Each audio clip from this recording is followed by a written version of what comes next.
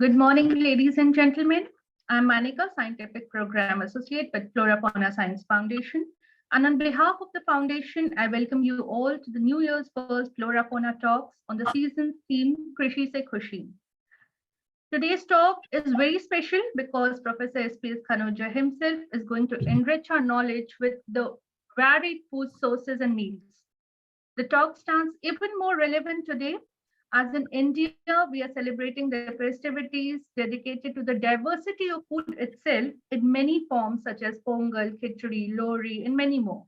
We'll also launch our New Year's calendar today, which makes this episode even more exciting. Joining us today, we have Dr. V. Sundareshan. We have Dr. A.K. Singh, Senior Vice President of the body, Dr. Neeraj Jain, General Secretary of the Foundation.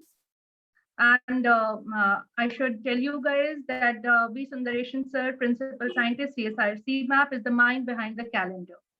So greetings and welcome to all. Although our lead speaker doesn't need any introduction, for many of us who are new listeners, who are participating for the first time, I would request Dr. Neeraj to please introduce our speaker so that we begin. Dr. Neeraj, please. Thank you, Dr. Manika. As Dr. Manika told, that our lead speaker for today, Dr. S.P.S. Khanuja, though needs no common introduction for many of us, being so popular amongst the scientific community, students, farmers, and entrepreneurs. But it is for the new listeners who are participating in this New Year's first event of FloraFauna Science Foundation. I present a very brief introduction. Professor Dr. Sumanpreet Singh Khanuja completed his PhD from Indian Agricultural Research Institute in New Delhi in 1987 and postdoctorate from University of California, San Diego, USA in 1990. Professor Khanuja is presently the founder president of FloraFauna Science Foundation, the brain and the driving force behind the foundation. He is also advisor and mentor director for many institutes like CSIR CMAP, and also for Food Innovation Ventures since July 2002. He built his career as scientist in 1986 to 1991 and scientist senior scale National Research Center on Plant Biotechnology, IARI, and then moved on to several institutes as scientist. He has several awards and honors to his credit. CSI Technology Award for Life Sciences in 2012 for R&D facilitating industrial growth, societal health and rural prosperity, and many more. He is also fellow and distinguished member of National Academy of Agriculture Sciences, National Academy of National Academy of Sciences India, Indian Society of Agriculture Biochemists, Plant Tissue Culture Association of India. And he has a passion for translational science and agriculture for enabling society, focusing on youth and villages. With this brief introduction, I welcome Sir to this forum and would request him to begin his talk.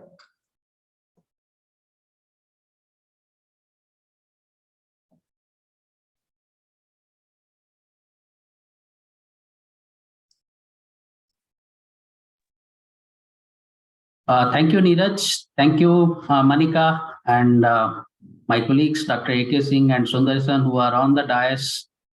Today is a great day. Those who are listening, namaskar, आप सभी को प्रणाम और नव वर्ष की शुभकामनाएं। न केवल नव वर्ष अंग्रेजी में, बल्कि हर तरीके से ये एक ऐसा चेंज लाता है हमारी लाइफ में, जिसको हम लोहड़ी, मकर संक्रांति, पोंगल और कई नामों से जानते हैं। आप सभी को इस उत्सव के 3 दिनों की बहुत बहुत बधाई। आज का जो हम कार्यक्रम शुरू करने जा रहे हैं, ये 2023 की वेब सीरीज फ्लोराफोना साइंस फाउंडेशन द्वारा की जा रही है। जैसा कि आप जानते हैं और जो पहली बार आज इसमें सम्मिलित हो रहे हैं उनके लिए, कि फ्लोराफोना साइंस फाउंडेशन में वैज्ञानिक, विद्यार्थी, किसान, उद्यमी और सभी समाज से जुड़े हुए अंग सम्मिलित हैं। FloraFauna Science Foundation is a blend of scientific force, societal force, and also those who are studying and in future they want to make careers, whether in jobs or scientific research, or also become entrepreneurs. So I welcome you all to this platform. We have always been doing this first lecture or first lead talk of the web series in a way that it sets the tone of the year, also defines next year's theme that we'll be taking up. As Manika told you, that the current theme on which we are going on is Krishi se Khushi, and this Krishi se Khushi had many speakers in this web series, and this will culminate in our annual event called Innovation Summit, or FloraFauna Innovation Summit, FFIS 2023 in February. And as you have been noting that we always keep our events on second Saturday of the month, and therefore it is not difficult for people to know the slot and the time. 11 a.m. second Saturday of any month. If you will peep in, you will find us doing some scientific activity and also discussing very important issues. So जो summit होने जा रहा है वो कन्नौज में FFDC जो MSME ministry के अंतर्गत आता है उनके साथ मिलकर किया जा रहा है। और उस समिट का थीम, जैसा कि आपको मैंने अभी बताया, ये पूरा जो साल का कार्यक्रम है वो वहाँ उसका समापन होता है और वो कृषि से खुशी ही है।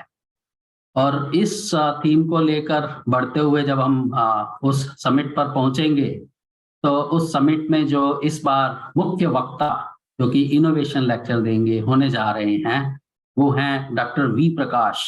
मैं मानता हूं कि वो सभी लोग जो CSIR को जानते हैं, ICAR को जानते हैं, फूड को जानते हैं, वो उनके नाम से भी परिचित होंगे। डॉक्टर वी प्रकाश डायरेक्टर रहे हैं CFTRI मैसूर CSIR के अंतर्गत, और उन्होंने काफी इनोवेशन का कार्य किया जो फूड टेक्नोलॉजी रिसर्च होती है और फूड की जो बायोकेमिस्ट्री होती है उसमें। तो मैं आप सभी को आमंत्रित करता हूं कि जो हमारी आने वाली इनोवेशन समिट है 11 फरवरी 2023 को, उसमें आप भी सम्मिलित हो सकते हैं और रजिस्टर भी करवा सकते हैं। अगर आप रजिस्टर करवाते हैं और आप चाहते हैं कि आपको सर्टिफिकेट भी मिले पार्टिसिपेशन का, तो उसकी भी संभावनाएं हैं। और हमारी वेबसाइट पर भी इसके डिटेल्स हैं और हमारे वेब पेज पर भी इसके डिटेल्स हैं।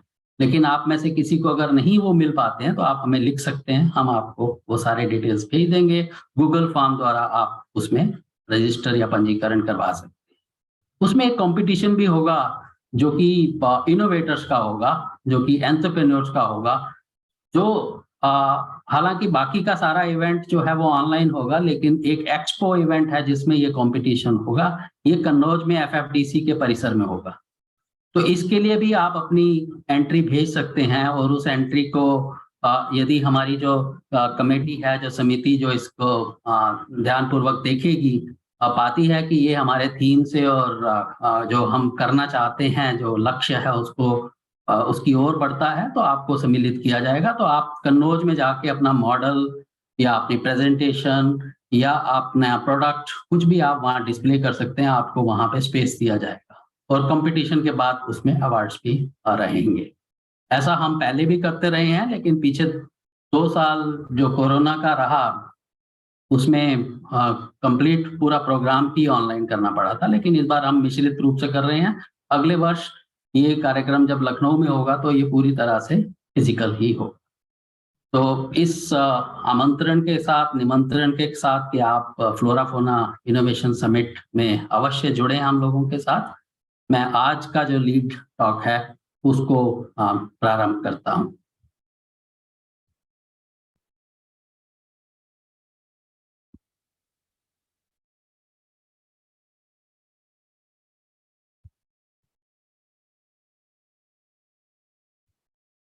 Manika, can you confirm if you are able to see the screen?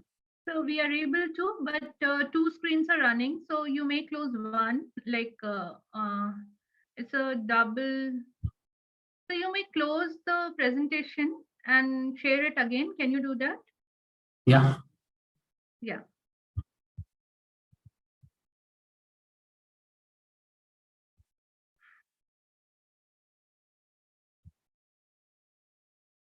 Yeah, Is that okay? it's okay, but we have to maximize it.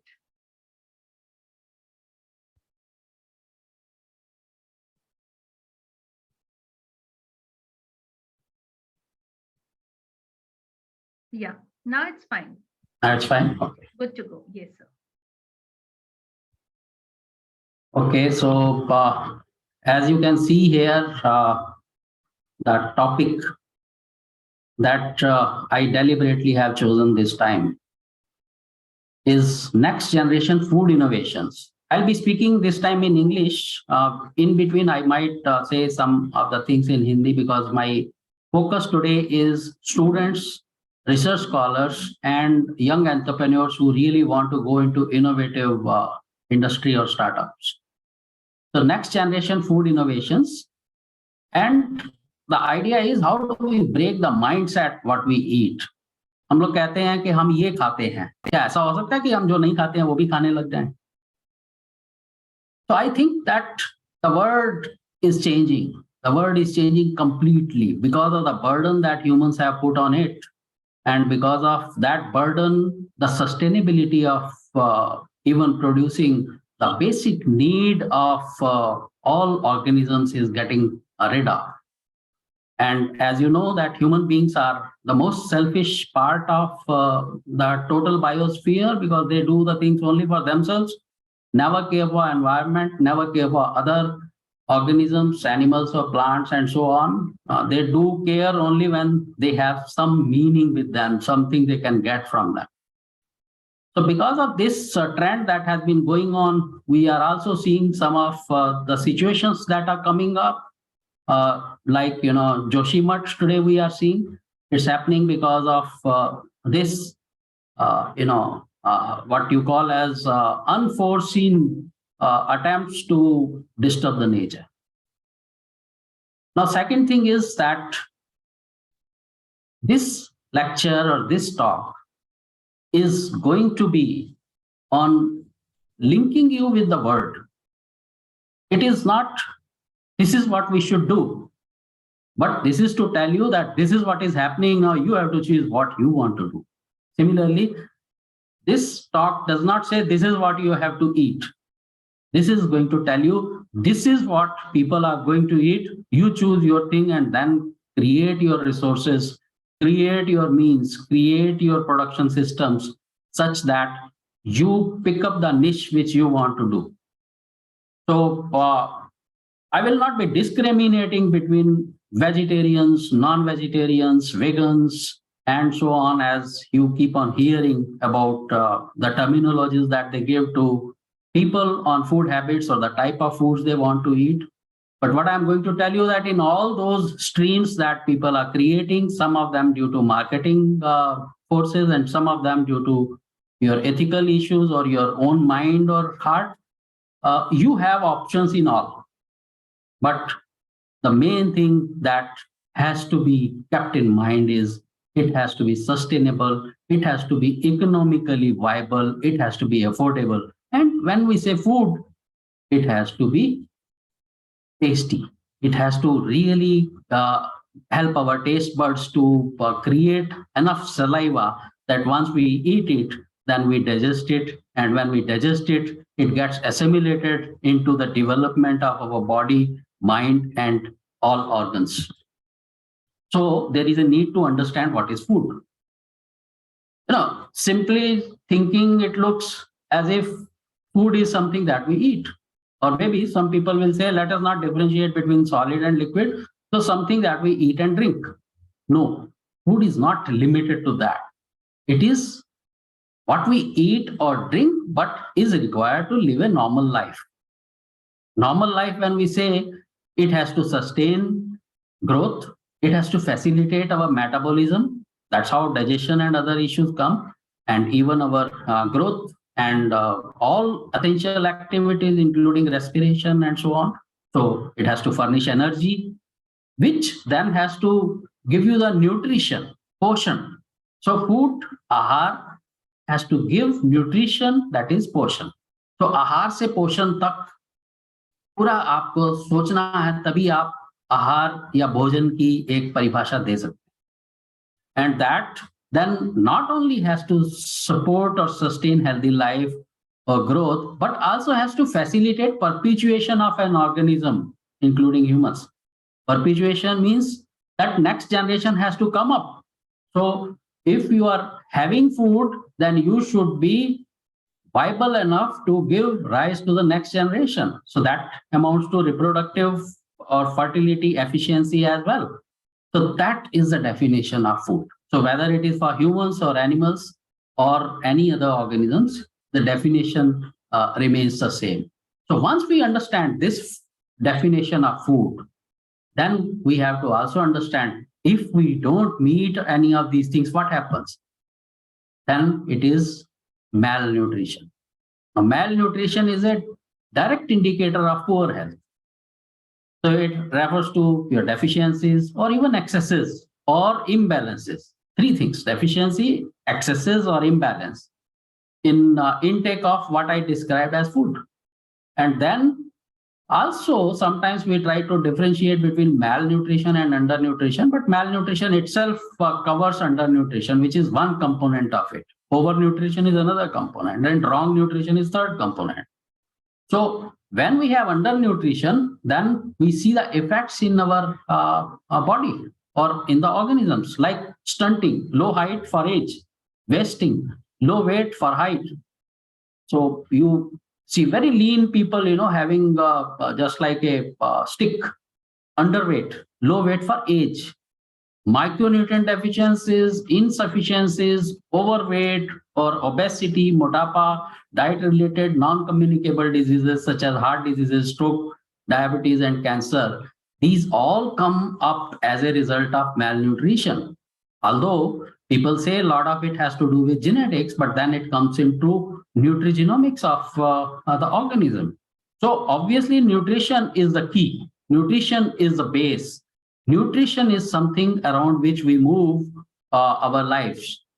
You agree or not, but when we say in genetics, a genotype becomes a phenotype due to its environment, I consider the biggest environment influence is by nutrition. So once you have the right nutrition, you have the right metabolism and then right expression of genes, and therefore the right phenotype or the look of an organism or human being. So going further, this is a very good data created by Swasth India movement of NDTV. You must have been watching, it counts Banega Swasth India. Amitabh Bachchan is brand ambassador for that.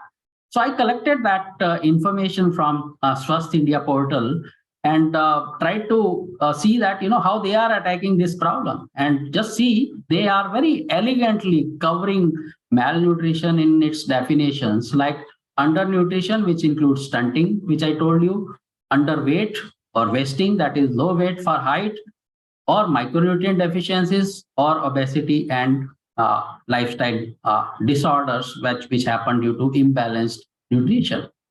So what is its importance in India?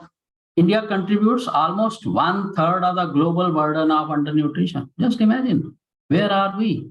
We keep on putting a lot of slogans, sloganeering we do, but then we have to understand that we are far behind. We have to cross this. We cannot be 1/3 of the burden of the globe. And if we just try to split it into the components, India accounts for more than 3 out of every 10 stunted children. जो छोटे रह जाते हैं, बोने रह जाते हैं, 3-10 में से वो भी 1/3 हो गया. And then if we say, how many children are wasted. Wasted, as I said, that you will have height, but you will have no weight. So that if you start looking at 25.5 million children out of 50.5 million, 50% of them are wasted globally. So India accounts for half of them. And then we come to another understanding that if we see how we have been doing or progressing, just see 2005 to 6 and 15 to 16, 10 years data, where are we in malnutrition? So there is a fall, something like 9 to 10% when we say stunted children or underweight children, but wasted, they are rising. Wasted means low weight for height. बहुत ही लीन, पतले दुबले से होते हैं, ऐसे लगता है हवा आएगी तोड़ जाएंगे. So वैसे लोग बढ़ते चले जा रहे हैं. इसको भी हमें सोचना होगा. If we look at India itself in terms of states who are on top of the malnutrition, here are those. And as you can see, unfortunately, where we are sitting in Uttar Pradesh also is second in that list. And if we just look at these data, it tells that something between 20 to 40-50% is affected. The population is affected in all states, and that's why this has to be addressed in a very big manner. So, with this understanding that we have the problem of malnutrition and understanding of what is food, then what is the future direction? Where should we be going? The future direction is healthcare through nutrition. Now, how do we do that? My feeling is we should make health sense in food. So, आहार में पोषण की सोच लाना है. When we try to bring that health sense in foods, then the scenario can change, because food is going to remain there. Can we improve the food itself?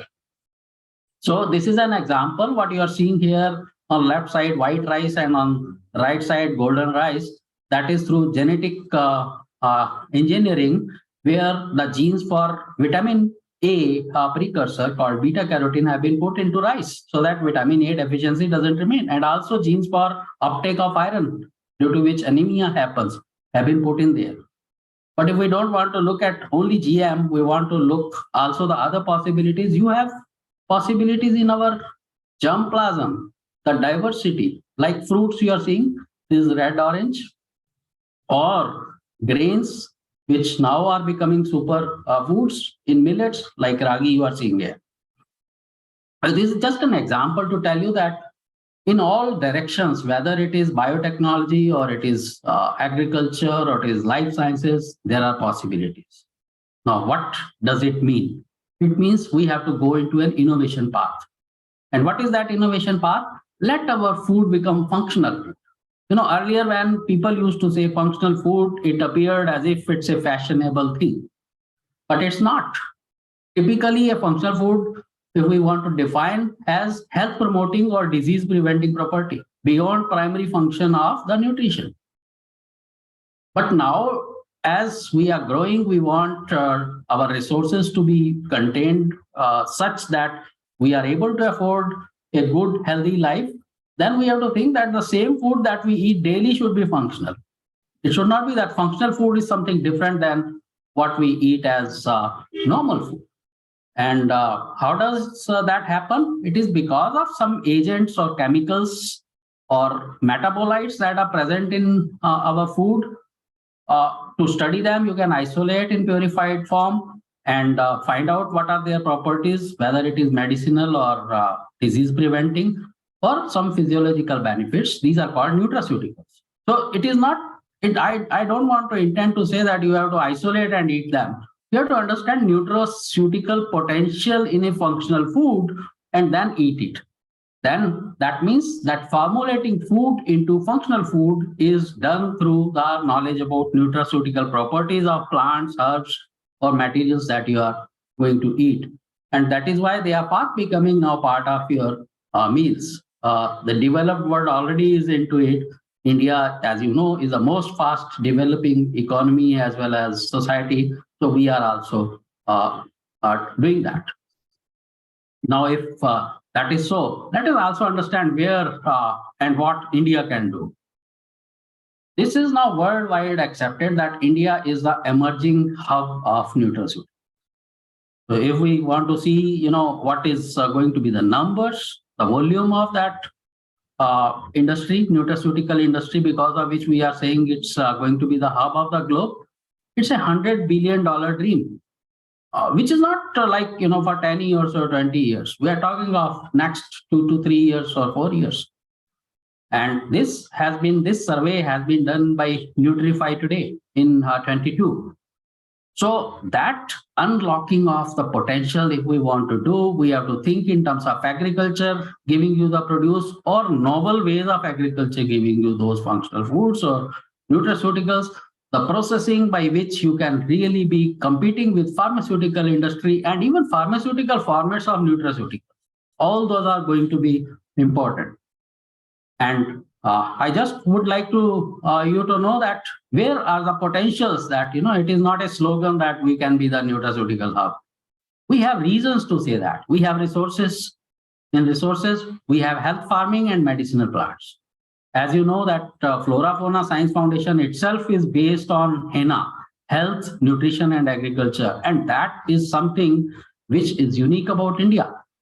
And if we look at the climatic diversity or agroclimatic diversity in forms of the niches where different plants or crops can be grown, there are 52 of them. Now, this coupled with Biodiversity Act, which India has made very dynamic, and empowering it with IT, and also new technologies like blockchain, it is going to be something where we are going to be on top of the world if we don't stop. And the topness that we will be able to achieve is for raw materials and supply chain. As you know that now, when we talk of any industry or startup or any venture, we talk of supply chain. Without that, nothing can run. And that supply chain, India really can be on the driving seat. Then active nutraceuticals and pharma ingredients. Means, there is a pharma food interface where nutraceuticals and pharmaceuticals sometimes even overlap. And because of the 1700 medicinal plants of Ayurveda, and also the other specialty crops, we ourselves are sitting on a $200 billion leak, the resource base alone. And therefore, out of that, if we want to extract nutraceutical part or nutritional part, it is going to be easy for us, provided we make it really as a modern science. Then ancient grains and ethnic foods is our specialty. Today is Makar Sankranti, we had Lodi, we are going to have Pongal and so on. Now, all this is telling us, where are the ethnic foods and what potential do they have? Why are they important? And if we start working on them from a very deep science, molecular biology angle and start converting that into some products which the world would like to have, we are going to be the gateway of superfoods also. India will be the gateway of superfoods. Then to do that, we have ecosystem also in India. Formulation and processing is something which is always important when it comes to industrial or venture mode. We have a vast number of GMP facilities currently for pharmaceuticals, but pharmaceutical companies can easily shift into nutraceutical manufacturing facility with slight changes and therefore make that happen, that we are able to bring bioavailable and disruptive nutraceutical formulations which no one in the world has. And then startup ecosystem. India has 7,400 nutraceutical startups already, which are backed by high-end incubation hubs such as CSIR, DBT, ICAR, IITs, and so on. These startups are leading to a real revolution that we are going to see. So I'm sure that with this pace that we have, you all will agree that India can lead the world when it comes to nutraceuticals or functional foods. Now I bring you to another analysis. Now this analysis has been done by Danone. Danone, as you know, is a company, multinational company, which is into food and also functional foods. And one of the products which has become very common even in India has been on its probiotics, in addition to many other dairy products. They did an analysis and tried to see that across Asia, Africa, Eurasia, Europe, and Americas, how do people want to see their foods, or what do they think about the existing foods? 60% are open to trying plant-based foods and beverages. Is worldwide. 73% want to make environmentally friendly food choices. That means it should not affect the environment.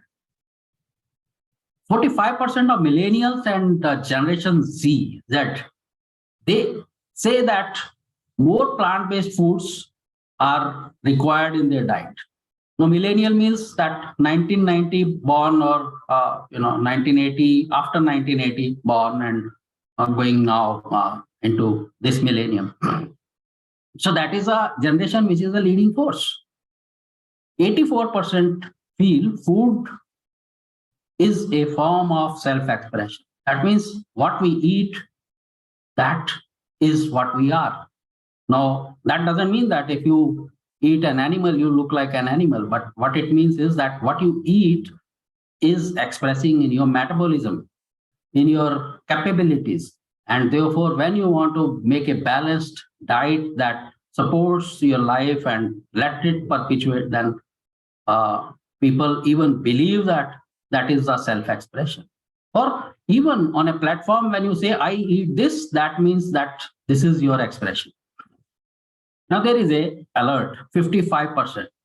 They say that their community and cultures are not represented by brands in plant-based industry. Like, we were talking Pongal. Now, India declared khichdi as the superfood of India, the brand of India. Now, like that, if we look at the diversity of ethnic foods or community foods or a culture representing foods are there, majority of them feel that their community is not represented. That means there is a lot to be done in understanding what traditionally happened. And 43% feel that healthier foods are often too expensive or difficult to find. Means they are in high-end malls or stores and they are not on a Kirana shop and so on. So that change will have to come up. So if that has to come up, the future is going to be like this. The foods will be diverse. Now what you are seeing on top three, these three, they are higher plants. But what is going to compete or overcome the dominance of higher plants is lower plants or lower organisms. I once talked in our editorial on invisible biodiversity. Now that means you will have bacteria, you will have fungi, you will have algae, you will have many other things, which will become future food. And this is what I am going to tell you today based on the study that I carried out on the world foods. Future foods will be out-of-box products and processes. As I said right in the beginning, this is not to advocate any type of food. This is not to say this is right or this is wrong, but this is what is happening. And now we have to see how to make it right or wrong. Now, what is going to be then out-of-box way by which we'll have products and processes? The key is going to be sustainability only. Unless and until you are able to sustain it, you cannot continue. Approach is going to be no waste. Whatever nature produces is useful. How you use it is important. The path is going to be innovation. What today is not happening, or you say that this doesn't happen, then why not and how not? That innovation has to come up. Research is going to be solution-based. No, whether it is a deficit or it is a problem or it is metabolic disadvantage and so on, all those have to go into research. And strategy has to be economics. Unless you make it a venture-capable process, this is not going to work. So economics has to be there. It has to create business also. And the aim is healthy life. We are all going to look for healthy life in future. If we don't, then Darwinism will operate. We will not survive because survival of the fittest is the key for our future. I'll just take an example of sustainability and have taken an example of oil palm. Now, oil palm is, as you know, it is an Asian and African advantage species or resource for the oil. But it creates problem. Most of us are eating oil of the palm or palm oil daily in our many types of eating habits. And it's actually the majority of it. And we do not even know. But then it comes to its economics. As I said, economics is going to be important. This is resulting into large-scale conversion of tropical forests into oil palm plantation, particularly Indonesia, Malaysia, and so on. If you look at, this is a huge problem now. Now, this also leads to when you convert a forest into oil palm plantation, then the animals get no space to live. So they are squeezed into now the forest area which is remaining. So that means from a bigger area, they are going into a smaller area.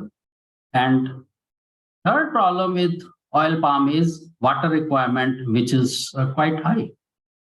So all resources, the biodiversity, as well as our environment is getting affected by oil palm. And therefore, it is not sustainable the way it is going on. So these challenges are there, but then you have to understand that 3 billion people, India, Sub-Saharan Africa, and Southeast Asia, they are dependent on the economics of oil, palm or palm oil industry. So that means they have job also there. And not only job there, they also consume this palm oil only because it has low price and neutral taste. That means it doesn't give its own smell, and therefore all sorts of foods you can make out of it. Now, giving you an example of that, how it is squeezing and what is going to happen, particularly we look at India and around the perspective, the squeezing of forest area by oil palm plantation will lead to loss of diversity in Asian rhinos, elephants, tigers, and orangutans, that is the apes, red apes. So these are going to be squeezed into smaller area, and therefore you can understand the populations will go down. And when the population goes down, then obviously the food web gets affected, the environment gets affected, and so on. But why we are still looking at it? In Indian perspective, there are two major industries which I like to touch upon. One is snack and savory, namkeen. We are 4.4, we were in 2018. We have crossed 5 in 2022, 2020, and likely to reach around $8 billion in 2022. So this is used in all savories and snacks. And then bakery industry. Again, it is consuming a lot of palm oil. All processing industry in bakery and bakery allied industries. You were $7.22 billion in 2018 and 9.3% by 24 and by 1920, and then 12 billion you are going to be 2024. So it's a number, when we talk of $1 trillion economies, then these $1 billion ventures and possibilities contribute to that. And therefore we have to look at alternatives. What can we do about it? We cannot just say that don't have oil palm plantation. We have to find out alternatives. And one of the things that has been done to develop healthier, greener alternative to palm oil is that if you just think of now the global scenario, the global market, 77 million tons of palm oil in 18, expected to be almost 1.5 times, 107.6 million tons by 24. Now, therefore, scientists have started working on a concept of circular economy. That means now what we eat otherwise, we waste a lot. And that waste, mostly we try to take it into compost. And I always say that compost is the last thing to do. There are many things before that to be done. And if you want to do that, then one can be that you can bring that as a nutrition into the medium of microbes. Here it is microalgae, and convert that organic matter into nutrient-rich solutions. That means you can grow that algae on what you otherwise thought is waste just by little bit processing, and then make algae grow on that, the microalgae, which are single cellular algae, which you don't otherwise see by naked eye except for the color. And you can literally be keeping carbon out of the atmosphere. Now, with scale up of that, if you have that, and that technology already has been perfected, when you scale it up, now rather than ultraviolet lights in bioreactor, in these photoreactors that you see, photobioreactors, you can use now natural sunlight in ponds and tubs and so on, and start creating at very fast rate this algae, making you an alternative to palm oil. So you retain some oil palm and some you go into microalgae, and then you see that you are helping the environment.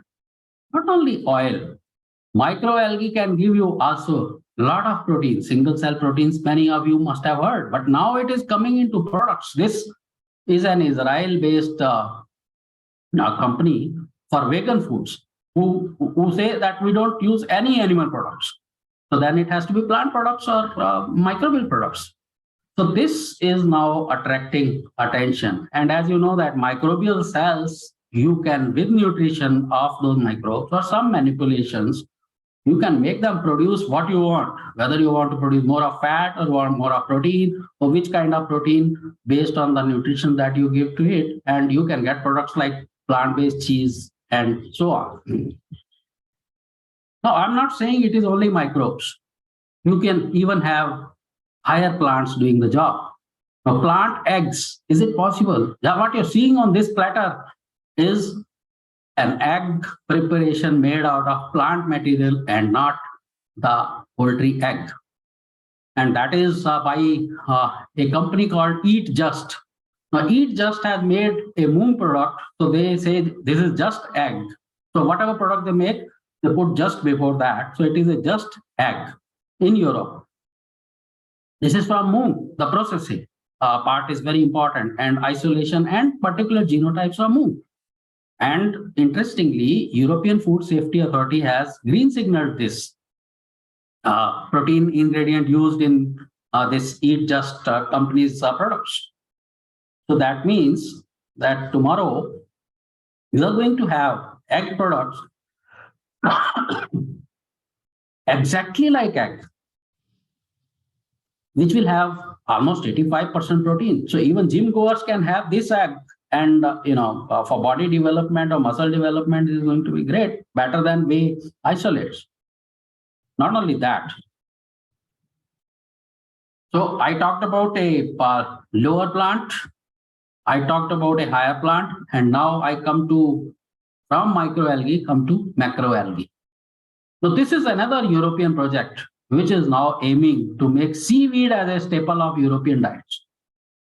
So seaweed, as you see in backwaters or also in seashores, you can just put a rod and get out so much of weed as you're seeing in this picture, is having the potential to give us fibers, meat alternatives, and even biomaterials for packaging. So this is the direction which macroalgae are going to take. Alternative protein market is something which is going to grow in a big way from all directions, whether it is fashion or it is requirement under malnutrition. And therefore, such projects are going to give us foods which are not from land, but are from ocean. And not from ocean as fish or sea animals, but sea plants, which give us fermented fiber, which give us green alginate for food texturization, what you want to make it into shapes and extruded products, and mineral concentrates in addition to the proteins. So this is being now commercialized in European region, and also in India we have CSMCRI in Bhavnagar, which is exploring these possibilities. So then when it can be microalgae, it can be macroalgae, it can be higher plants, it can be lower plants. Why not fungi? You know about mushroom, right? But mushroom is not the only thing, the fruiting body of mushroom that you eat. That is going to be important. This is a total mycelium. Now, this is again an Israeli-based company called Mush Foods, which rather than making those umbrella type of mushrooms is working on its mycelium. And that mycelium can give you not only meat alternatives, but also with meat, the texturization, which can make better kebabs and so on. So mycelium in itself is a complete protein. That means it has all 8 essential amino acids and is a natural binder. That means in food formulation, this is going to be very important, and allergen free. So that means what you see in peanuts or soybean allergies people have, this is not going to be there in this.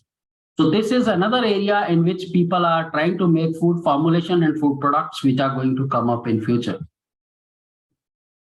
But then insect are not behind. This is silkworm pupae.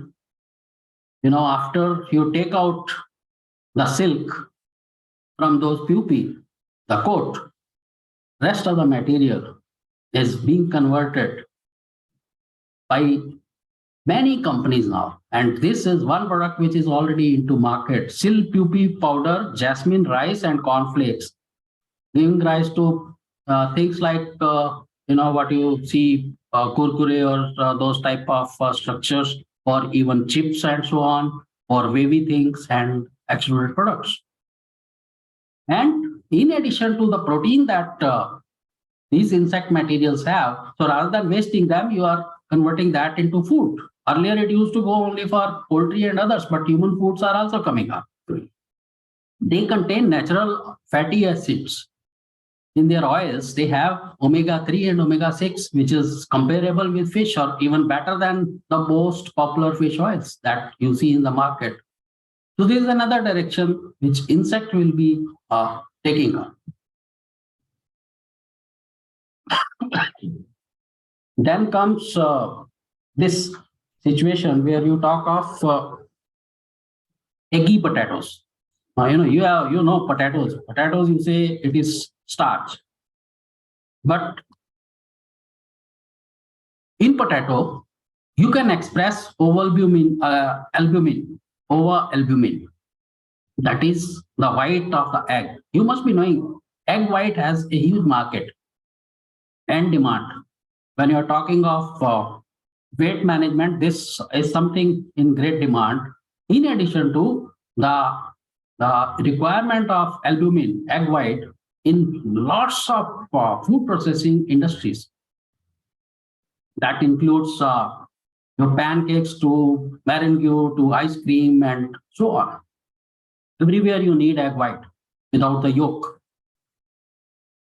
Now, what they are thinking, this company who have done this research, is to create transgenic potatoes and already have created it. The market again is $4 to $6 billion. The company is called PoLoPo. Now, this PoLoPo industry is planning to sell egg-free albumin in potato form. You can isolate it or you can use it straight. And therefore, you as food manufacturer or industry who are making cakes or things like that will not have to do any other additional process and you will be able to use it. So that means in B2B, this is going to be in a big way. They have got a clearance for field testing of these genetically engineered potatoes with albumin protein and are going to go in USA in big way. And they are not leaving Europe and Asia in future till they solve their problems of policies on GM materials. But what it means is that they are covering an aspect where higher plants will be specialized plants, not only giving you a vegetable, but an ingredient of specialty domain of the proteins or other products which could be possible in future. They are working on its regulatory landscape also. Now, linked with that, you could also have milk from lettuce. No, it looks very odd that how can lettuce be giving you milk? So those who are vegans don't want milk, they don't want soya milk, then what do they do? Here are the solutions. Again, through biotechnology, through genetic modification, then gene editing, and so on. Now, again, it's an Israeli startup called Pigmentum. it is producing transgenic lettuce plants, which can be grown in greenhouses or glass houses or poly houses, aeroponics or hydroponic system, and then make lettuce milk. Not only lettuce milk, they are also thinking in terms of bringing in various phytoceuticals in lettuce. So that means lettuce can be a medicinal plant by those changes. Also, it can produce a lot of protein. So you can have metabolites, you can have pigments, you can have aromas, and so on. So this means they will become biofactories for future, and you will get those ingredients to be put into your normal food when you process and make products. Then I come to another aspect. We will be doing agriculture where there will be no plants, no animals, no land. No, it looks, whenever we talk of agriculture, we say this much land is limiting factor. These are the plants or varieties or crops. Those are the limiting factor. Or these are the animals. Or you don't want to touch animals, don't want to kill animals, or you don't want to make animal products and use them like vegans and so on. So land is a limitation, plants and animals are a limitation. Now, it brings us to what is called as cell agriculture or cellular agriculture. And let me tell you, fermentation process, which began the biotechnology, is going to be the endpoint of biotechnology as well. This is the high-end part now, which fermentation is taking us to. So you are talking of future food economy, where fermentation will give you whatever you want to produce in the cells. Because cells will also have all metabolic machinery. They will have all genes, they have DNA, they have RNA, they have proteins, and they can produce what you want, whether you do it through incorporating genes from outside or manipulating their genes or changing the environment such that they start producing what you want.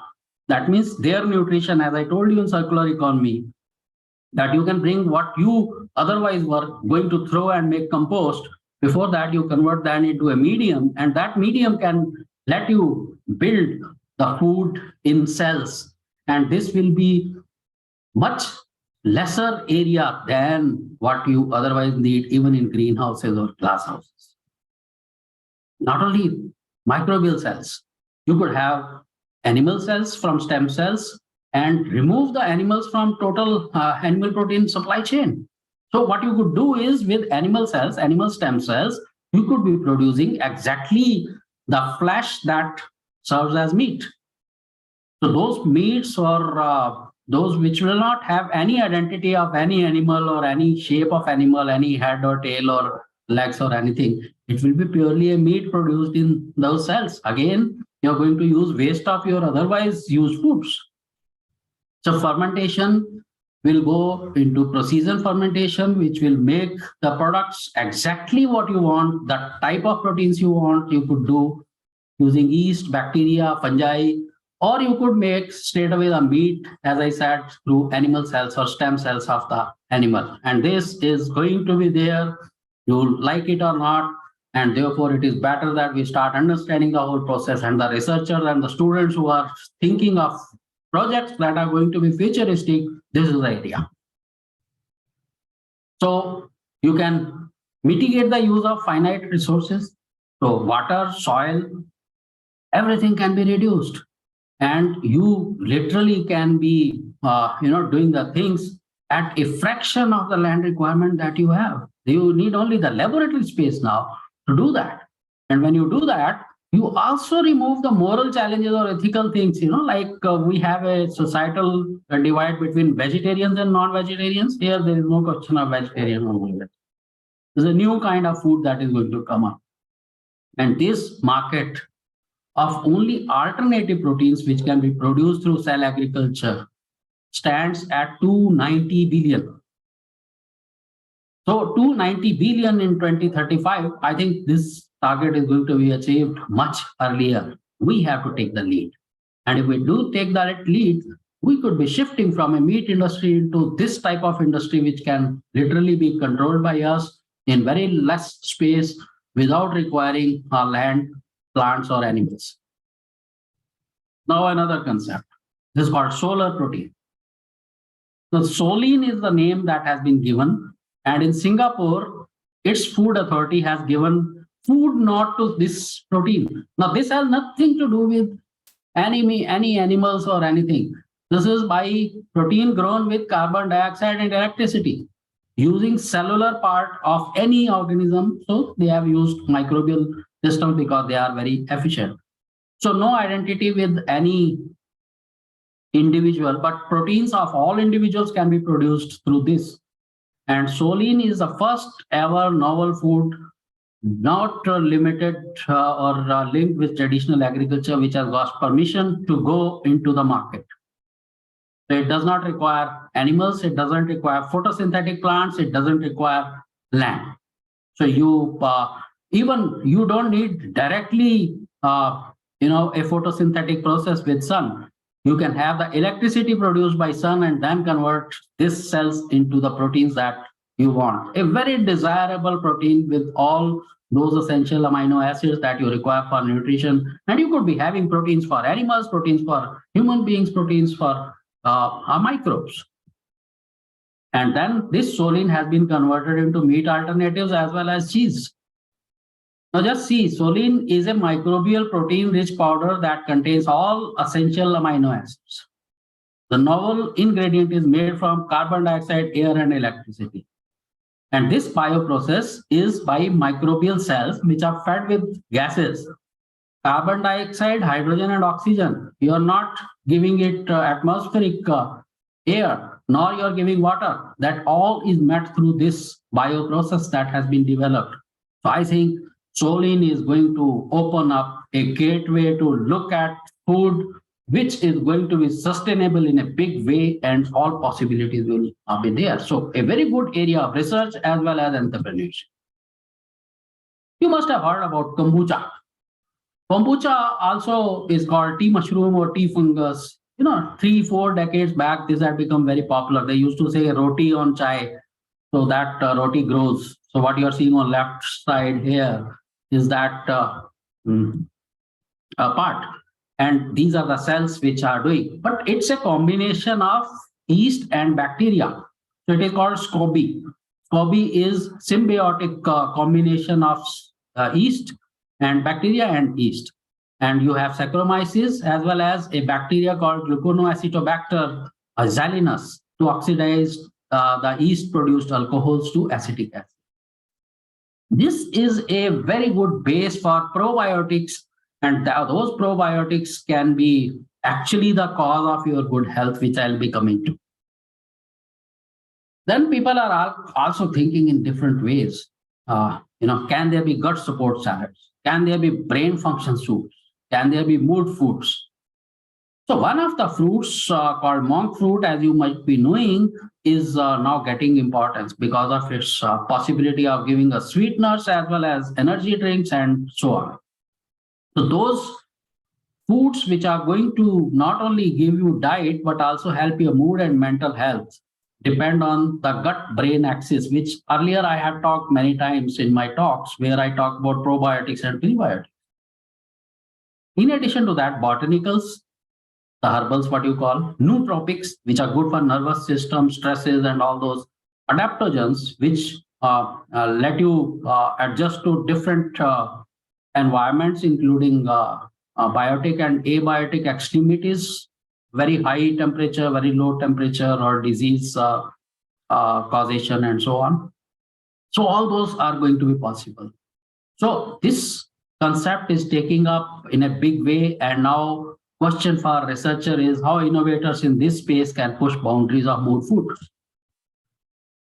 Tinospora, you all know, Gillo or Guduchi, which became popular also during COVID to provide immunity.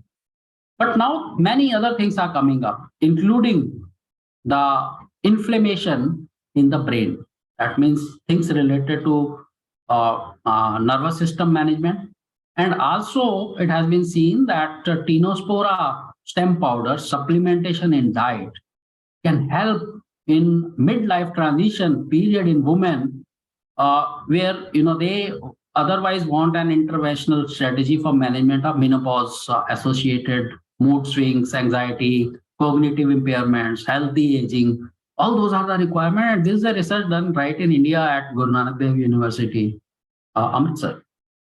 So people are even thinking from your Ayurvedic possibilities, Ayurvedic resources, the possibilities of specialized nutrition. Natural colors is going to be one more requirement for future. They want, if you are talking of cellular agriculture and things like that, or solar proteins like soline, then you want to give them colors which must look like the product that you want to say. Those is also going to come from microbial sources as well as many plant sources. Like, you have capsicum where you have red pigment. You can separate pigment production from the pungency, and that pigment can be there. So like that, you have many pigment sources. Sweeteners are going to remain in focus, particularly because of the diabetic populations going towards majority rather than a fractional minority. And monk fruit again plays a role here. It is again in demand. Monk fruit has to compare it itself with stevia. Stevia, is a herb and which produces steviosides, which are sweet, 100 to 150 times sweeter than sugar. But then monk fruit also, people are looking at that. How can they beat that? In China, you have stevia plants which grow to a 12% average ribidoside A, which is something highest observed in industry at commercial scale. And this is the company which is going in a big way into sweeteners of other kinds as well. When sweeteners can be there, then there are bitters also. Bitters means what? There are two types of bitters.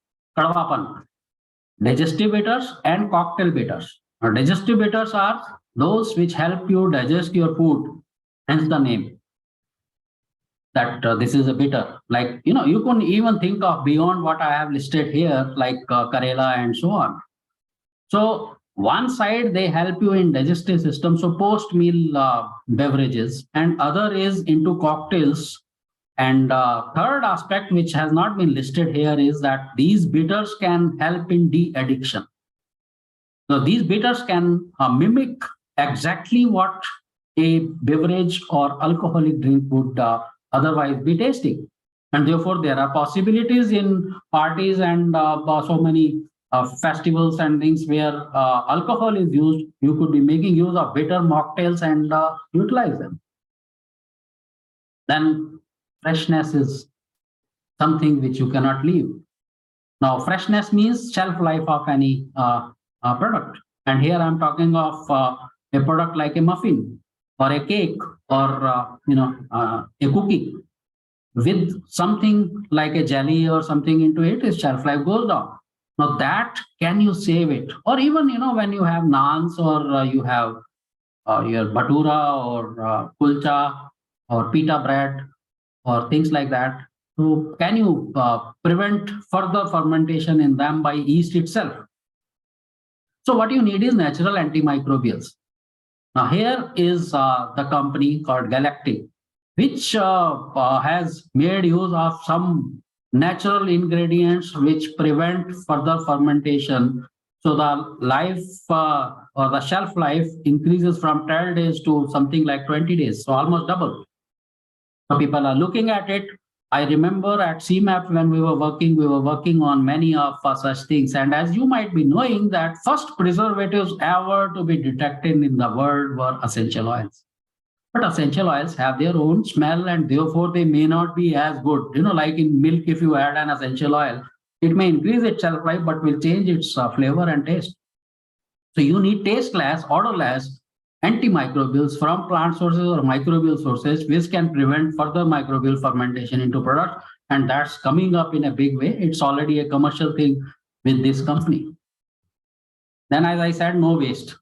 Don't throw watermelon seeds, make soup instead. This is a headline that came from this Nigerian research, where they have found that rather than using the corn flour, which you use in soup to making it thickening or so on, if you use watermelon seeds powder, it not only gives you thickening, but also gives you protein, vitamin B complex, minerals and fats. And in fats, again, you have the desirable fats like omega.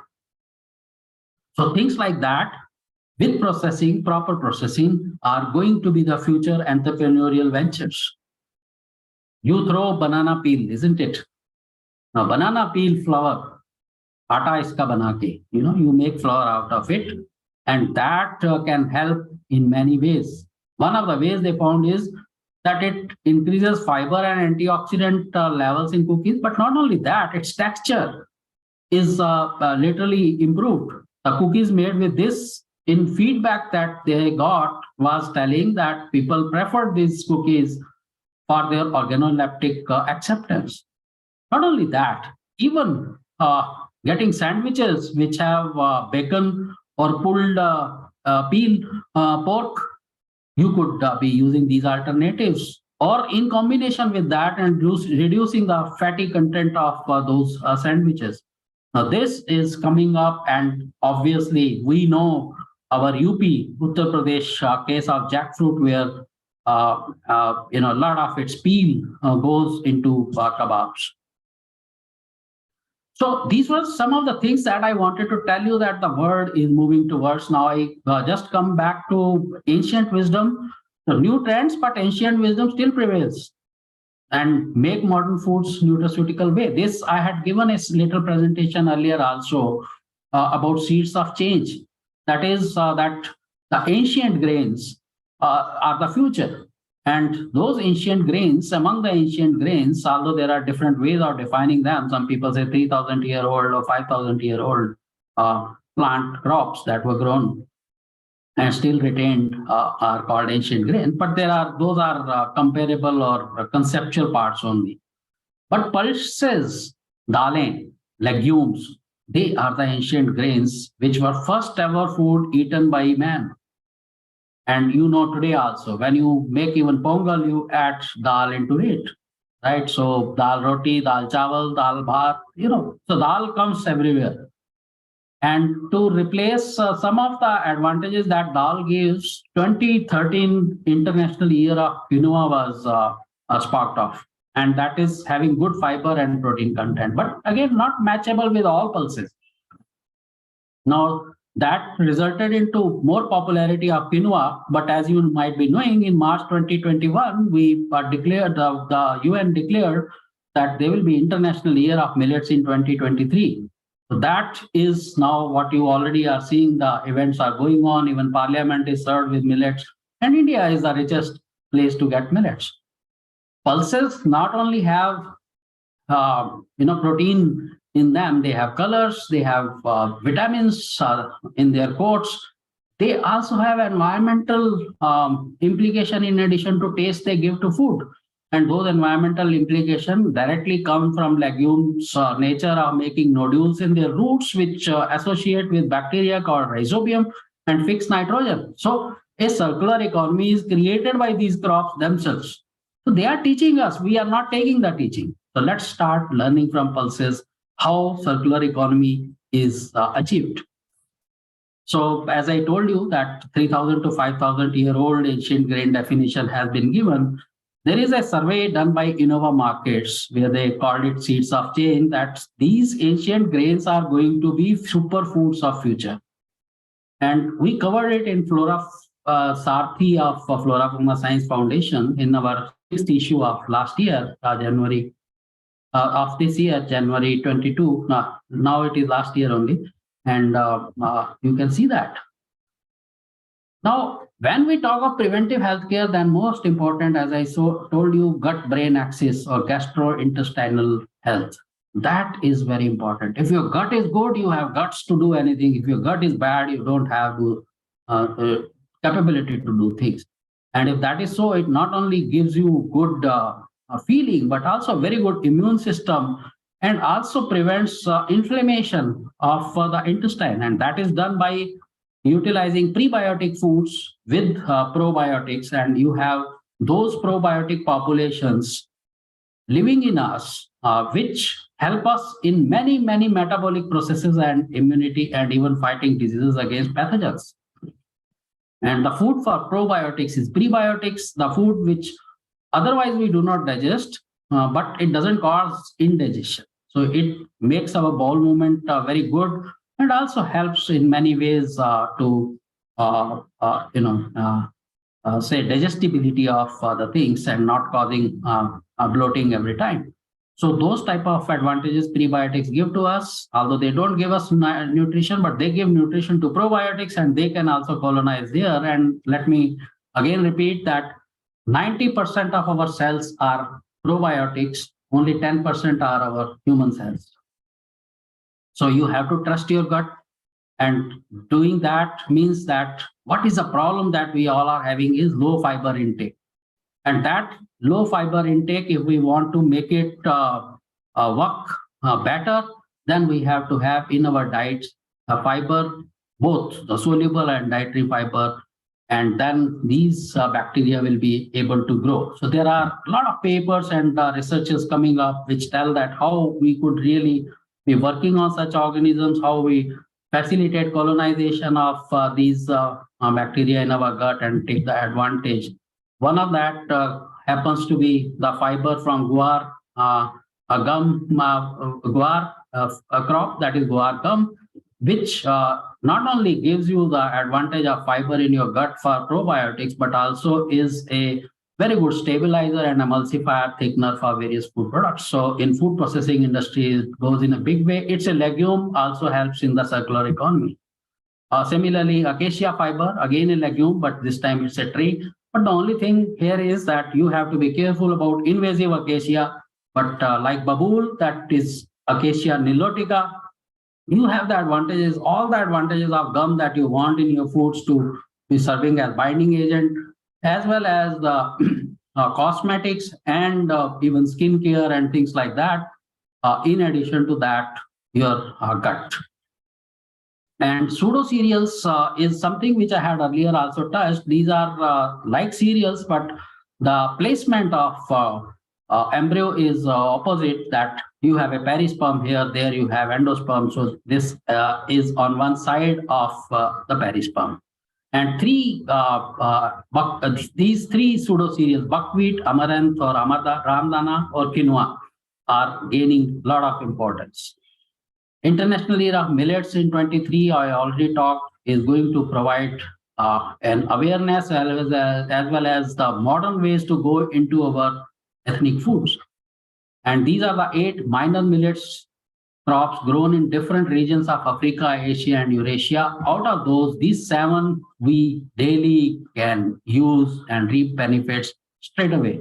Little millet, digestion friendly. Pearl millet, high calcium, protein, iron, and also helps in cholesterol management. Finger millet or ragi, high protein, calcium content is good for diabetics and anemics. Foxtail millet, that is high mineral content and good for immunity. Barnyard millet or jangora, which is highest fiber content with iron and rich in antioxidants. Kodo millet, which is high fiber, protein, and also many phytochemical contents there, which are good for diabetics and weight loss. And sorghum, which you know, jawar, high antioxidant content and can be made easily into chapati-like structures. So this is one of the brands that I had developed with such ancient grains. I named it Grains Peaks, which an industry is working on. So that can give you protein bars, that can give you fiber bars, that can give you many other possibilities of a breakfast on the run. So friends, future foods, the soul of food innovation concept, which I have created a platform for entrepreneurs and also researchers to understand the things, says that the soul of the food innovations is invariably adding health sense in foods. And there are enormous opportunities. You could have protein foods, supplements, fiber-rich ingredients, omega fatty acid sources, micronutrients, beta-carotene-like things, vitamins, and so on. So these are the platforms that I created for researchers and entrepreneurs to take help from. So any of those of you who are listening here, want any guidance or any help, can always contact. And as you know, this talk is under FloraFauna Science Foundation, which works on enabling society to achieve health and nutrition through science. We declared this that this is what challenge we have taken up in July 2015, and today we are in 23. So we have covered number of milestones and going to cover in future too. This is how we work in villages, with institutes, with villagers who are doing at very micro scale the processing of food and so on. So this team of FloraFauna really is instrumental in doing things that I am talking to you. And this I like to acknowledge as sources of information from where I have picked up the researches other than what I told about what I did. Also our colleagues like Dr. Rajbhar, Dr. Sundaresan, Ashutosh Shukla, and many others. So what do we expect in future? In conclusion, we will like to have nutrition as a base. We want to see health because of food, organoleptic. We want to taste it good. We want its look should be good, its taste should be good, its feel should be good, its color should be good. Then innovations to achieve that, alternative sources for protein particularly, and many other things that we want in food. Sustainability, where costs, environmental and resource factors are going to be taken care of. I told you palm oil case. Economy and employment, unless and until this generates employment, there is no economy. And novel industry or innovative industry is likely to come, which I told you, no land, no animal, no plants or solar foods and so on. So all those things are going to be there in future. So ultimately, I would like to say, I see food as a meditation. I was hunting, where can we get the feel of meditation? I think take a good food, take a bit of that in a spoon, put into your mouth, close your eyes and think about how you are feeling. You will get the feeling of meditation. And therefore, I call it food yoga, which we have to practice. And this green footprint on the barren lands, we have to leave by research and innovation that we want to do. So with this, I stop here. And those of you who would like to contact me, my email is given here. But anyways, FloraFauna Science Foundation is always there in touch with you. And that is what I define myself also as, that I'm one of the stones of FloraFauna Science Foundation, for which we have a very good team of people from science, research, students, scholars, farmers, entrepreneurs, and society. Thank you. So, sir, thank you. Shall I unshare the screen, sir? Okay, yeah. So thank you so much, sir, for such an enlightening talk. I request Dr. A.K. Singh, sir, to please summarize the lectures if possible. Thank you, Dr. Manika. It is always a pleasure to hear Professor Khanuja, और वो भी एक ऐसे विषय पर जो बहुत ही महत्व का विषय है, नेक्स्ट जन फूड इनोवेशन, यानी भविष्य के लिए कौन से आहार हमारे सामने आने वाले हैं, और उसके साथ ही इस मानसिकता को तोड़ना कि हम क्या खाते हैं। तभी प्रोफेसर खनुजा ने बताया कि अगर हम इस मानसिकता को तोड़ेंगे तब ही हम भविष्य के लिए जो फूड्स हैं, जो फूड के सोर्सेज हैं, उनकी खोज कर सकेंगे। Thank you professor Khanuja for very informative talk. Doctor Manika, अगर कुछ प्रश्न आए हो फेसबुक पैनल पे या कहीं से, तो आप एक या दो प्रश्न रख सकती हैं। So we have time for 2 questions, I suppose. So we'll take 2 questions. First of all, Dr. Sarika asks, is banana peel used in traditional preparations? Is banana peel used in traditional preparations? See, the research that I have indicated is not from traditional. This is from modern bakery and also extruded food products. But some of the preparations like spices and others, this part has been utilized, but not in a way that it should be used. That is only a fraction of it. If we want to make this itself as an industry, then we have to make the processing of banana peel into a flour. उसका आटा बनाना होगा, और उस आटे से, how we can create those. That was the reason of covering that. But thinking in terms of the nutrition that banana peel has, is more than what banana itself has, what we eat. So the peel is richer source of nutrition than the banana part that we eat. That was a very interesting information, so thank you. The second question is from an anonymous writer. He says, you mentioned about allergen-free mycelia. How is mushroom allergen-free? It's not mushroom, it is the stage of the mushroom, which is the mycelial part only, which is allergen-free. When it bakes into fruiting body and spores are formed, then it is an allergy-causing thing.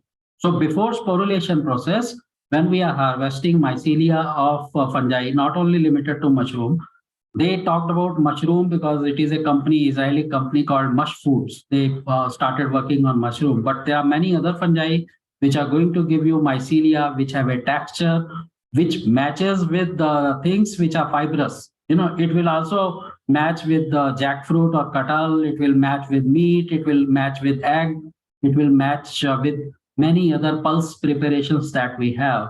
And that is what is going to be free from allergen, because the stage at which you have harvested it has not yet acquired any spores or any proteins that cause allergy. So I hope whosoever has asked this question has asked not to reveal the name. So he got the concept clear. It's the mycelial part, not the full bloom mushroom. Yeah.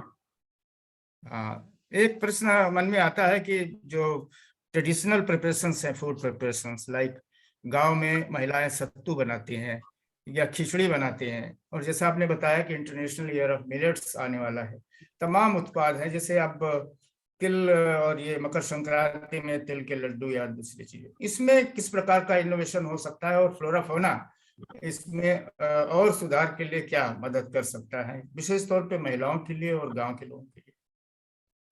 जो traditional preparations हैं उसको modernise करने की आवश्यकता है, और उस modernisation में जब हम बात करेंगे इन सुपर ग्रेन्स की, तो जो आप मिलेट्स की बात कर रहे हैं, आज उनको सुपर ग्रेन्स भी कहना शुरू कर दिया है लोगों ने, क्योंकि उनमें अलग अलग गुण हैं, और उन गुणों के हिसाब से हम इस तरीके के न केवल सत्तू बल्कि और भी कई प्रिपरेशन बना सकते हैं, जो हम कह सकते हैं ये हार्ट के लिए अच्छा है, ये ब्रेन के लिए अच्छा है, ये डाइजेस्टिव सिस्टम के लिए अच्छा है, ये इम्यूनिटी के लिए अच्छा है।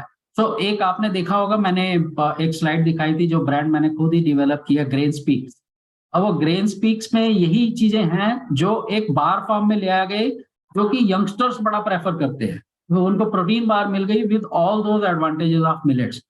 तो मैं ये समझता हूँ कि फ्लोराफोना एक कैंप लगा सकती है, और वो कैंप हम स्काईज में भी लगा सकते हैं, जहाँ पे उन महिलाओं को बुलाया जा सकता है और वहां पे उनको एक अपॉर्चुनिटी दी जाए कि वो वहीं पे कर लें अपना काम, क्योंकि वहाँ लेबोरेटरी है तो उसको हम प्रोसेस भी कर पाएंगे। नहीं तो उनके गांव जाके भी उनको बताया जा सकता है कि मैं जब आपके साथ गया था उस गांव में जहाँ पे महिलाएं बना रही थी ये, तो हमने देखा था कि उन्होंने मल्टीग्रेन पाउडर भी बनाए थे ये भी, लेकिन उन्होंने ऐसा नहीं सोचा था कि इस मल्टीग्रेन में किसकी कंपोजिशन कितनी होनी है, उन्होंने इक्वल रेशो में बनाया। अगर हम उनको इतना समझाना शुरू कर दें कि इसके इतने ग्राम और इसके इतने ग्राम, तो इससे ये एडवांटेज होगी, तो उस तरीके की एक अवेयरनेस हम क्रिएट कर सकते हैं, और वो बिल्कुल एक नए तरीके के प्रोडक्ट्स बन के आएंगे जिनको बहुत सारे B2B या B2C एडवांटेजेस मिल सकते हैं। मैं तो समझता हूँ कि एक अगर कोई अच्छा एंटरप्रेन्योर या जो ऑलरेडी बिजनेस में हो, वो एक मिलेट मॉल बना दे, मतलब एक मॉल हो जिसमें मिलेट्स के प्रोडक्ट्स और मिलेट्स ही हों, तो it can be a leading business, और वहां पे ये सभी को जोड़ा जा सकता है। बट जब तक ये नहीं होता है, हम उनको जोड़े इंडस्ट्री के साथ जिनकी रिक्वायरमेंट है, या उनके प्रोडक्ट्स को ही इस तरीके से नॉलेज लेबलिंग की जाए, तो उसमें ज्ञान भी उसके लेवल में हो, ताकि लोग जब पढ़ें तो वो समझ सकें कि इसमें ये एडवांटेज। अच्छा सुझाव है, और जो लोग भी सुन रहे हैं इस टॉक को, खास तौर से गांव के लोग और किसान भाई या महिलाएं, वो इसका लाभ उठा सकती हैं, और हेल्थ सेंस लाना होगा अपने आहार में, जैसा कि आपने बताया, आहार में पोषण और स्वास्थ्य का की सोच ला करके ही हम आगे बढ़ सकते हैं। बहुत बहुत धन्यवाद आपके इस टॉक के लिए। जो कि आज इस वर्ष की जो हम आगाज कर रहे हैं, शुरुआत कर रहे हैं, उसके अवसर पर। और इसी सिलसिले में अब हम चाहेंगे कि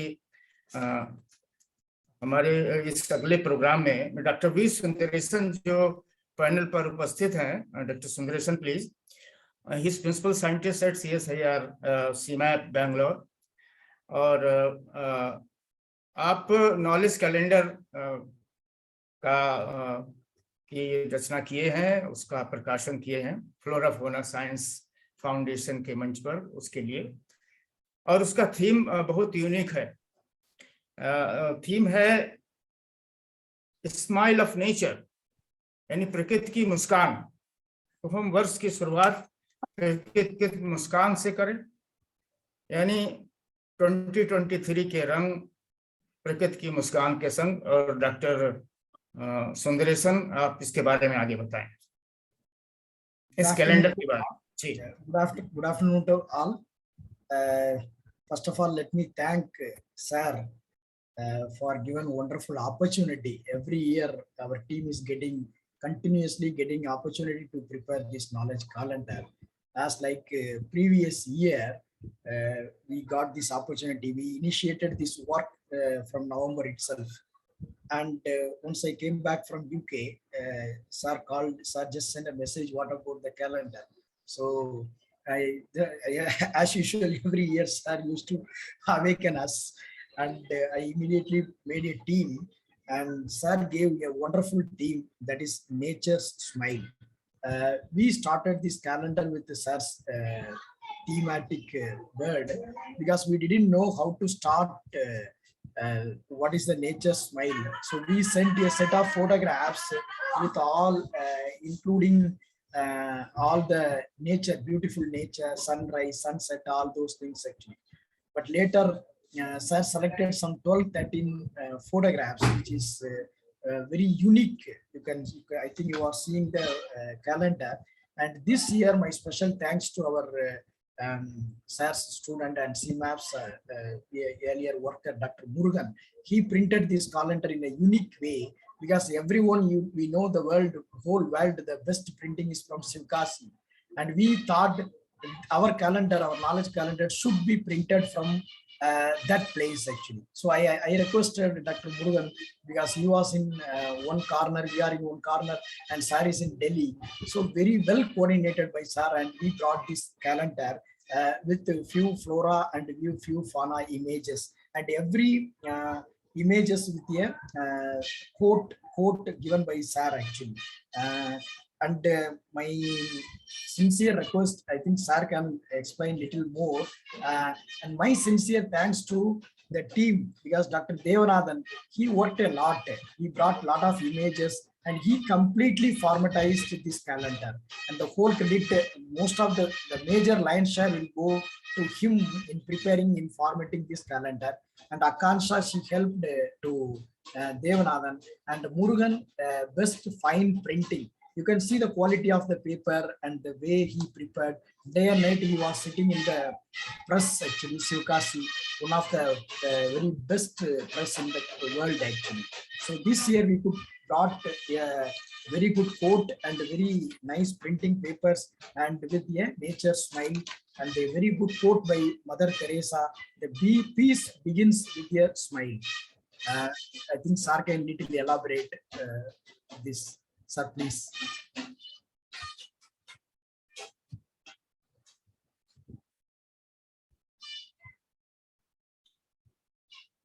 Sir, it is muted.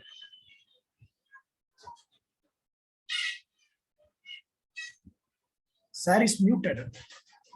Okay. Thank you. Thank you, Dr. Sundaresan. Your team has really done a wonderful job. And, on a typical notice that I usually give to Dr. Sundaresan, he completed the things well in advance. And we were able to select out of more than 70 images that he had created, 13 of them. This time we have tried to go to January 24 also, so that next time when we release it in mid of January, they will have the calendar right already in their hand for January. So the thought was the FloraFauna Science Foundation had set an aim of Prasanna Bharat under its different themes that we every year we create. And Prasanna Bharat means happiness or happy India, and happiness comes from the smile that comes from inside. Now, how do we tell people that smile is not only limited to human beings, but it is the nature, the whole nature that smiles when you are not disturbing it, when you are favoring it. So we thought of creating this calendar. So those of you who are life members of FloraFauna would have received or would be receiving the copy, the printout copy also. Sundarsan also has created a digital format of that, which you can make as the wallpaper of your desktop. So those of you who would need that, he will also send it to you. You can request him or Manika. So you will get those also. Like I whole year had maintained those wallpapers in my computer. So whenever I'll open, I'll see that month and the part of Flora or Fauna members. So that's what keeps happening, and we will. I will definitely like to say that the team of Sundaresan with Devanathan, Akanksha, and Murugan has really done a wonderful job. Congratulations to whole team FloraFauna Science Foundation. So if we go into month-wise, I'll just explain some of the philosophical part of this. Manika, if you can move it.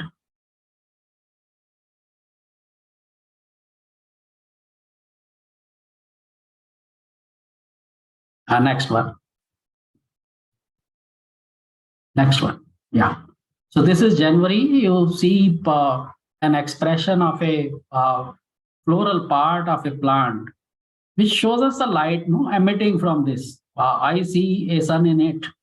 So hope-like light emerges from the dark. That means when it is dark around you, you can expect that there is something that is going to emerge. And as soon as you see the hope, that is like the light. Next, please. Now, this is a dwarf honeybee. Earlier one was Indrayan flower. Now, this we wanted to convey that happiness is in coexistence. The bee also exists, the flowers also exist, the nectar goes into the right place and flowers get pollinated and we get the next generation. That's the coexistence that we see. So this is a dwarf honeybee that is showing that association. Next. Now this is something which attracted me a lot when Sundaresan had sent, that nature always shows the mirror to introspect. What we think ourselves, if we look in nature, we will see ourselves also. And this is a mirror image type of situation that happens. So always nature smiles at us when we develop some egos or situations like that. So learn from nature and introspect yourself and you will be feeling much, much better. So this is a crested cat. Here's the plant. Next. Now this is a wasp, paper wasp, which tells that planet offers resources and way to grow together.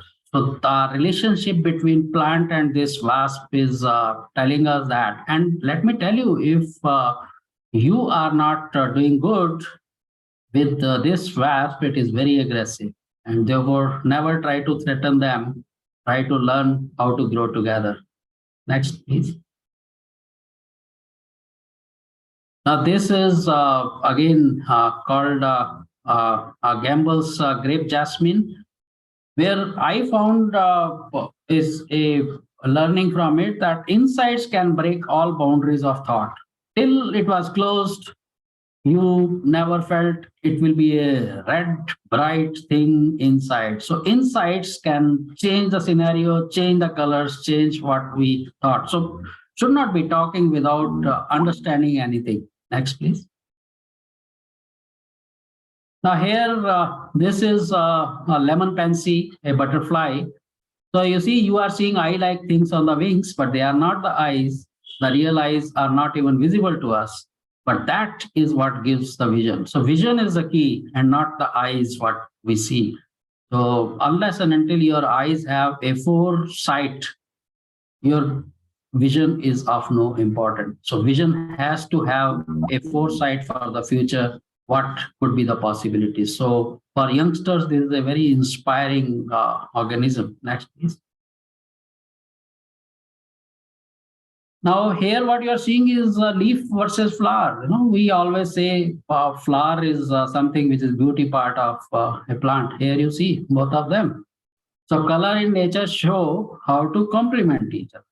If flower can be beautiful, leaf can also be beautiful. And they really create a situation for us to understand complementarity with people. People around us, animals around us, organisms around us. So this leaf and flower of tiger's paw, morning glory, indicates that. Next, please. This I loved, you know, this bird. I thought if I'm a bird, what it would be my situation. That's how this quote came. So before you fly, learn to understand the sky. You have to understand the sky or know the sky, you know, in your mind, contemplate it, you know, when I will fly, where will I reach? So for every entrepreneur, every researcher, every one of us, in things to do, before we try to take off, we must contemplate in our mind, think, sit calmly, and think about that this is going to be the exploration I'm going to go for. So this is a Coppersmith barbell. Next, please. Now this is nature smiles with hidden colors too.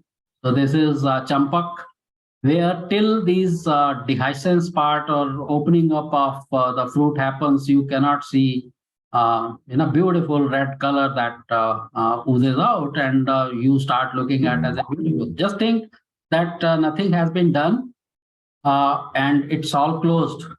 Then you will not see a beauty in it. You will see spiny structures, but as soon as it opens up, you see, oh, that's the beautiful part of the nature. So that's what it tells. Never undermine anyone. Next.